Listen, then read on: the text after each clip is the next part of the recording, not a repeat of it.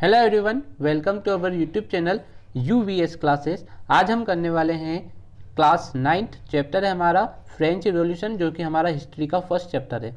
और हम उसमें करने वाले हैं 1 मार्क्स क्वेश्चन जो MCQ में आ सकते हैं या फिर 1 मार्क्स में आ सकते हैं। जैसा कि हमारी CBSE वालों के लिए टर्म 1 जो होनी है वो MCQ वाली ही होनी है, और MP बोर्ड में भी बहुत इंपॉर्टेंट होने वाले हैं ये। इंग्लिश मीडियम में हम इसको करेंगे। अब आगे चलते हैं, हम इसको समझते भी जाएंगे। क्यों? क्योंकि हमें इससे रिलेटेड और भी अगर कोई क्वेश्चन आता है तो वो हमें आसानी से आ जाए। आज हम इसका करेंगे पार्ट 1, इसके बाद पार्ट 2, ऐसे हम इसको कंप्लीट करेंगे। तो आगे चलते हैं। देखिए, फर्स्ट हमारा क्वेश्चन है who was the ruler of France during the revolution, कि जब रिवॉल्यूशन हुआ था फ्रांस में तो वहाँ का राजा कौन था? तो वो राजा था लुइस 16, जो कि किस फैमिली से बिलोंग करता था? तो वो किस फैमिली से बिलोंग करता था? बार्मन फैमिली से बिलोंग करता था। ये हमारे इसमें 2 क्वेश्चन हो जाएंगे कि राजा कौन था लुइस 16 और फैमिली कौन सी थी? बार्मन फैमिली। आगे चलते हैं हम हमारे नेक्स्ट क्वेश्चन पर।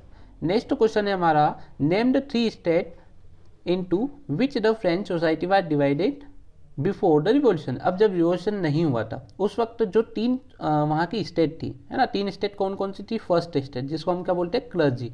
सेकेंड थी हमारी नोबिलिटी, और थर्ड हमारी कॉमन पीपल, जिसमें कॉमन पीपल सारे ही आ जाते थे। ये हमारे आंसर होगा। अब क्वेश्चन आपको ये भी आ सकता है कि जो फ्रेंच सोसाइटी थी वो कितने पार्ट में डिवाइड थी? तो कितने पार्ट में थी? 3, और तीनों के आप नाम यहाँ पे आसानी से देख सकते हैं। अगर आपने चैनल को सब्सक्राइब नहीं किया है तो कर लीजिए, ताकि इसके आगे आने वाले वीडियो की नोटिफिकेशन आपको सबसे पहले मिल जाए। चलिए आगे चलते हैं। When did the French Revolution occur? अब फ्रेंच रिवॉल्यूशन कब स्टार्ट हुआ था ये हमें बताना है। तो कब हुआ था? 14 जुलाई 1789। बहुत ही इंपॉर्टेंट डेट है हमारे लिए यह। 14 जुलाई 1789 फ्रेंच रिवॉल्यूशन के ये टाइम है। हो सकता है आपको 14 जुलाई ना आए, सिर्फ 1789 आ जाए, तो आप ये भी 1789 भी लिख सकते हैं। आगे चलते हैं नेक्स्ट क्वेश्चन। क्वेश्चन नंबर 4 हमारा क्या है? व्हाट वाज टीथेस, है ना, या फिर इसको हम टाइट भी बोल सकते हैं। देखिए, जो प्रोनाउंसिएशन है वो फ्रेंच के हिसाब से अलग होते हैं, हम इंग्लिश के हिसाब से करेंगे वो थोड़ा सा अलग होता है। फ्रेंच इंग्लिश और जो हमारी UK इंग्लिश अलग अलग होती है, इसलिए। तो it was a tax levied by the church comprising 1/10 of agriculture produce. देखिए, ये टैक्स होता था जो कौन लेता था? तो जो वहाँ के चर्च होते हैं ना वो लेते थे। अब कितना लेते थे? 1/10। अब यहाँ से आपको 2 क्वेश्चन हो सकते हैं। देखिए कैसे। सबसे पहला व्हाट वाज टीथेस। अब व्हाट वाज टाइट, कुछ भी हम इसको बोल सकते हैं। तो ये किससे द्वारा लिया जाता था? तो ये कौन लेता था बेटा? चर्च लेते थे। कितना लेते थे? 1/10 एग्रीकल्चर प्रोडक्ट का। जो भी एग्रीकल्चर आपका हुआ है, जैसे हमारी खेती में जो भी हुआ है, उसका 1/10 पार्ट कौन लेता था? चर्च। और ये सभी को देना ही पड़ता था। चलिए आगे चलते हैं। क्वेश्चन नंबर 5 क्या है हमारा? व्हाट वाज टेल या फिर व्हाट वाज टेली, जैसा कि मैंने अभी आपको बताया था, अलग अलग प्रोनाउंसिएशन हो सकते हैं। It was a direct tax to be paid to the state. अब ये क्वेश्चन आ सकता है कि व्हाट वाज टेल, तो आपको एक ऑप्शन दिखेगा डायरेक्ट टैक्स, तो आप बिल्कुल आसमिक के इसको लगा दीजिए, डायरेक्ट टैक्स इसका आंसर होगा। और कौन लेता था? ये डायरेक्ट स्टेट लेती थी, मतलब जो राजा के खजाने में डायरेक्ट ये जाता था। आगे चलते हैं। Who form the national assembly in France in 1789। अब ये जो नेशनल असेंबली है किसने बनाई थी? तो किसने बनाई थी? थर्ड स्टेट के जो कॉमन पीपल थे ना, उन्हीं ने ये बनाई थी। कब बनाई थी? 1789 में। कब बनाई थी? 1789 में नेशनल असेंबली बनाई थी। और वो किसने बनाई थी? थर्ड स्टेट के जो कॉमन पीपल थे उन लोगों ने। आगे चलते हैं।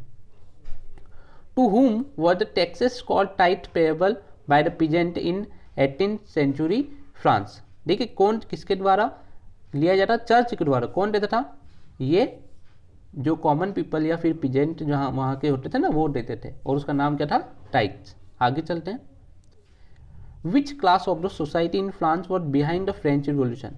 अब देखिए, कौन सी जो सोसाइटी जो थी, है ना, फ्रांस सोसाइटी थी एक, लेकिन उसमें कौन से मिडिल क्लास में जो लोग आते थे, जैसे जो कॉमन पीपल थे, उन्हीं ने पूरा फ्रेंच रिवॉल्यूशन स्टार्ट किया था, या उसके पीछे वो उनका ही हाथ था। चलिए आगे चलते हैं। What was the slogan of French revolution. देखिए, फ्रेंच रिवॉल्यूशन जब हुआ तो उसका एक स्लोगन होता है, जैसे ये आपको पता है सभी चीज़ का स्लोगन होते हैं। तो लिबर्टी, फ्रेटर्निटी और इक्वलिटी, ये हमारा स्लोगन था। कब? फ्रेंच रिवॉल्यूशन के दौरान। आगे चलते हैं। On what charges was Louis 16 of France sentence to death.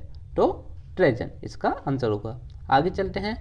What was the feudal system? अब feudal system क्या होता है? तो it was a system under which land was granted to landlord in return for military और labor service। देखिए ये अब ऐसा नहीं आ सकता है कि ये इतना बुरा आ जाएगा आपको, हाँ, लेकिन ये हो सकता है कि feudal system क्या होता है, तो आप यहाँ पे लिख सकते हैं which land was granted to landlords।